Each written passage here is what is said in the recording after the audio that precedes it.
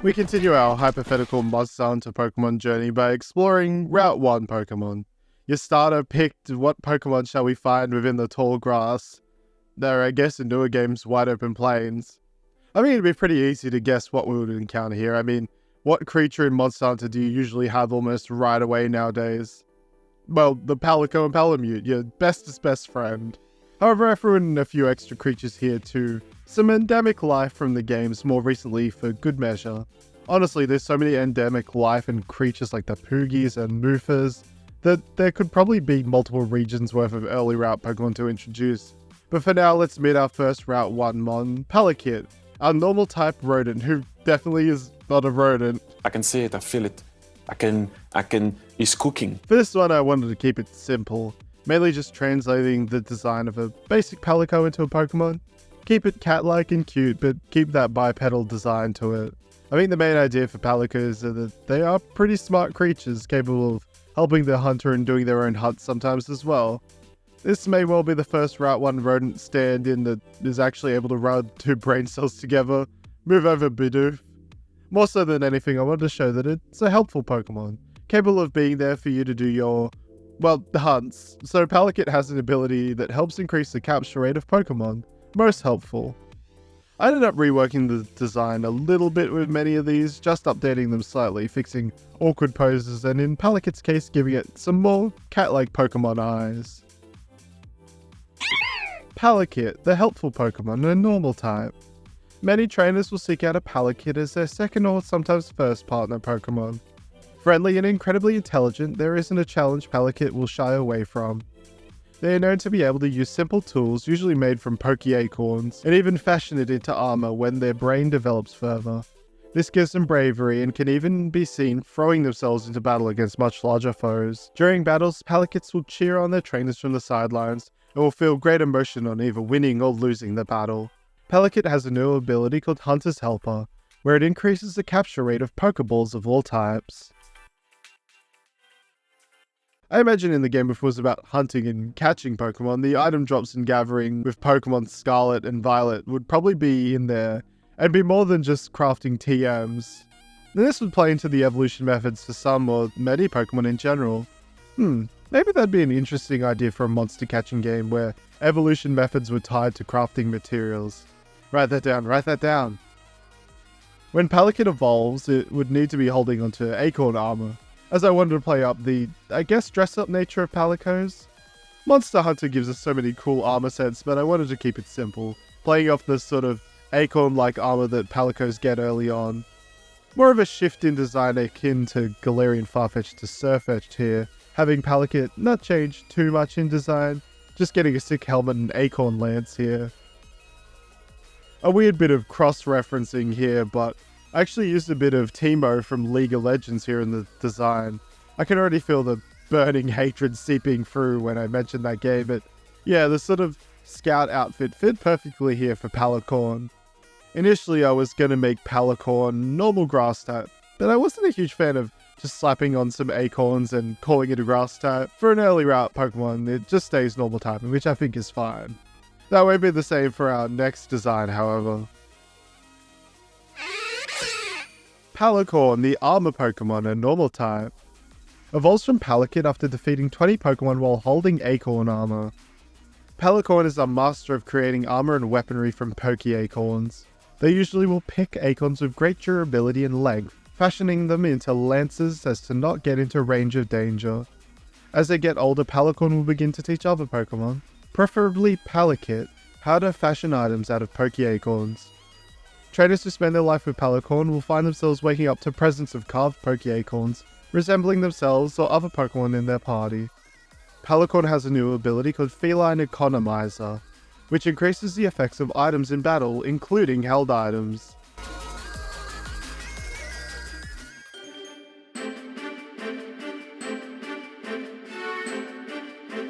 Dog eggs. Palamutes would make a pretty good Eevee stand-in, I guess, with all their different type swappings in Monster Hunter stories.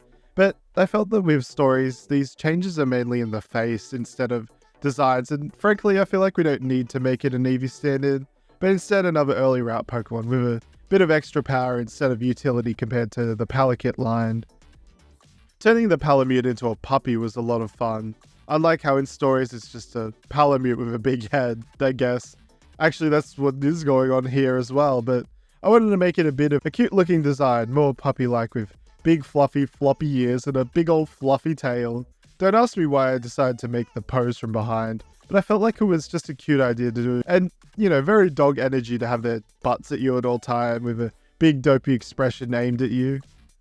Just like PALICOES, Palamutes are customizable in coat and face and whatnot, so I decided to keep on the default path of it sort of being that blue ninja outfit that you see in the normal Palamutes. If I went and designed it after my own Palamute, it'd be this red and white almost kabuki looking design because I'm a sucker for that aesthetic.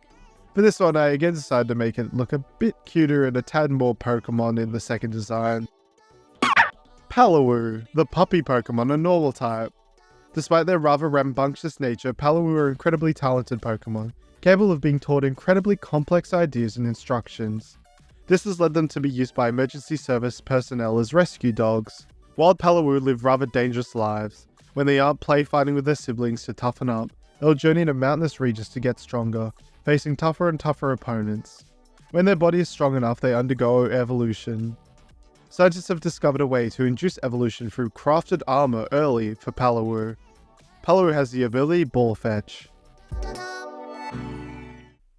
This next evolution would come about after crafting steel armor, which I guess would be made from steel-type Pokemon parts, and would turn our Palawoo into a normal and steel-type big dog Pokemon. This one definitely was a translation of the actual Monster Hunter design, and because it evolves through armor and even being steel type, I was afforded some space to give it some parts to the design that actually looks like armor. I'm excited to see what PAL creatures we get in wilds with these winged lizard creatures, call them Pallosaurs. A real PAL world up in here. The first design for this was okay, but I didn't much enjoy how short-necked and stumpy it felt. Wasn't super dynamic and felt a bit too squat. So I went in and redid the design, going more for a Bolton kind of shape, and giving the neck shape more of the scarf look and puff to it. I ended up really coming around and loving this design. Palarma, the Malamute Pokemon, a normal and steel type, evolves from Palawoo after defeating 20 Pokemon while holding steel armor. Loyal and proud, Palarma are a favorite among many. It has fur that is incredibly hardy thanks to the makeup and density of it. Even with such hardy fur, it hasn't lost its speed. It is even strong enough a trainer can ride upon their backs. Some regions employ Palarma as delivery Pokemon thanks to their speed and durability. They can hold even Pokemon eggs in their mouth with just enough force to ensure their safety without shattering them. Palarma has the ability Steely Spirit. We need a Route 1 bug, but here's the spin. I'm only going to show the first part of the Evo here. If you want to see the full Evo line, comment down below that you want to see more videos like this, as well as like and sub. Yeah, that's right, I'm setting up my pitfall trap for you. I'm gonna get you to make me make more of these vids. Anyway, let's meet our first bug type here. There's so many cool bugs in Monster Hunter, but we need something basic with a bit of potential. So I chose the Hornator, a cool design that could be smoothened out a bit to translate into Pokemon design. I wanted to make it this very cute looking, almost Metapod-headed Pokemon. It'd be very simple with basic shapes and funny little legs and feet to go with it. I'd say it actually has a lot of Weevil energy to it with the kind of feet that looks like it'd squeak whenever it walked about. I slightly updated the design here as well as going for a more tired and sad look to the eyes. I mean, the Hornasaurs do almost have a bit of a sad description to it, that they violently explode at the slightest touch, leaving no usable parts. Jeez. And Bonator here would be no different, poor little guy.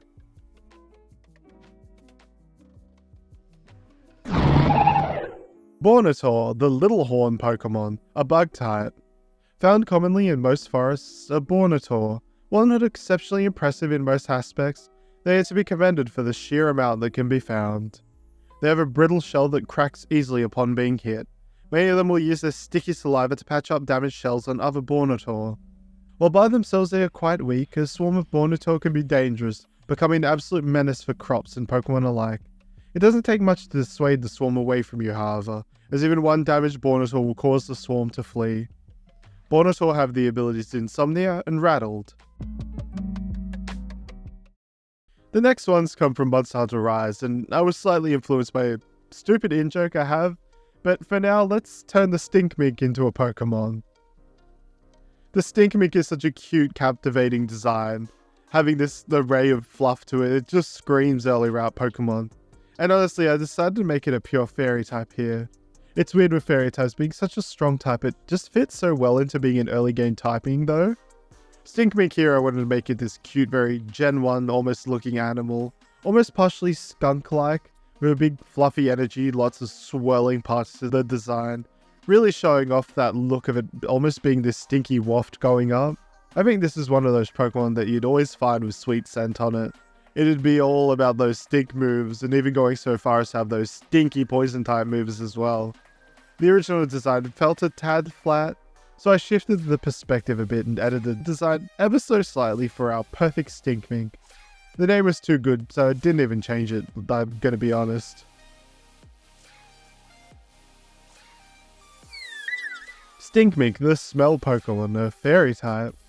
Stinkminks spend much of their lives hidden within their burrows that smell abhorrent to try and dissuade predators away from them.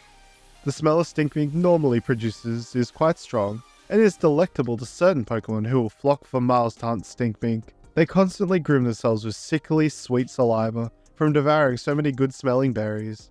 This gets caught in their long fur, causing the smell to emanate from their coat. Companies have used Stinkmink to create perfumes that, while great, can cause Pokemon to flock to you if you're not careful. Stinkmink has the ability Aroma Veil. The evolution of Stinkmink is Stinkminkit.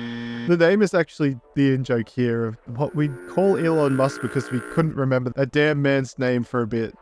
It's close enough to the Musky Man, right? Well, it doesn't matter, don't care about him.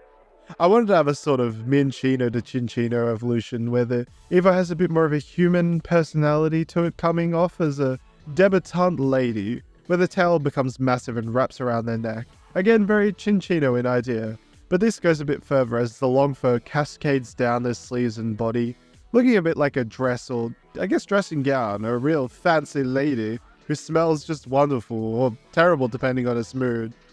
This was another one where I changed out the look in the second version. Its pose just felt very stiff and flat, so I decided to have it looking to the side and having a bit more of a mysterious look to it. Staying pure fairy type here, another fluffer friend to add to the roster. Stinkminkit, the Aroma Pokemon, evolves from Stinkmink after level 16 after using Sweet Scent 30 times. Stinkminkit are beloved by the fancier people of the world, and they will revolve their entire lives around them, grooming their fur perfectly and making sure their scent is beautifully aromatic. They have incredibly long tails that store most of their scent. By wrapping this tail around their necks, they can not only keep themselves warm, but also smell that scent when needed. They will shake their tails to waft that scent towards foes to lower their guard, then strike with sharp claws. Stinkmink have the abilities Aroma Veil and a new ability called Aromatic Tail, which increases spawn rate of Pokemon and increases chance of confusion damage activation. Our final entry for this video is something from Rise Again. Rise Again is Monster Hunter Rise 2, I guess. This one is a bit of a sillier one. I wanted something dopey to include in the roster. We had cute and cool, but not a true Bidoof. Something fun and honestly a bit dangerous to both the trainer and the Pokemon itself, so I decided to turn the Bombadgy into a Pokemon. Obviously the Bombadgy is actually based on Tanuki, well, the more mythological looks to them, but I love their design, these dopey creatures that puff up and explode at will. Just the best and greatest idea for a Pokemon that you could just bring in to create these situations, blow up the enemy. I wanted this similar shape, maybe even a bit rounder than the Bombadgy itself. I started with this sort of angry expression, but it felt way too aggressive. You'll find later on I changed the eyes to be these big, round, shocked, expressive looking eyes, which I think worked great for a Tanuki. I think this Pokemon would have two forms, its puffed up form normally, which unless you had its secondary ability would be the only form you see with its flared up fire back like Cyndaquil or something. But if it explodes with its secondary ability, its other form, a more I guess slender form, would show up with no flames coming out. Instead, maybe even a super lax expression instead of the look I have when I really gotta go to the toilet.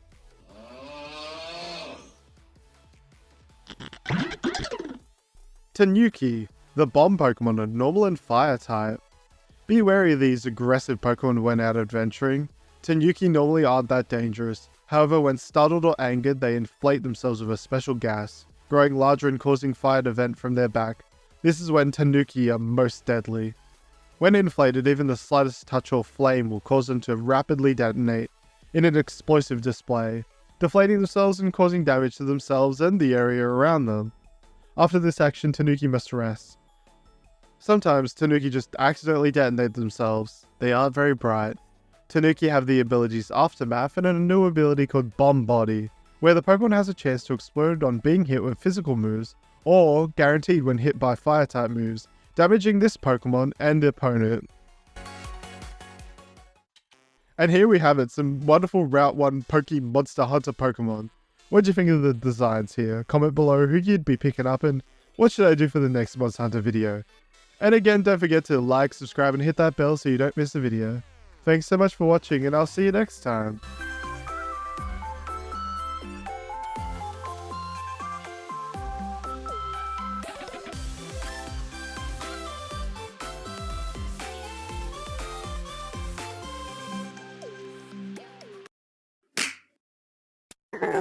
I'm gonna brown. What?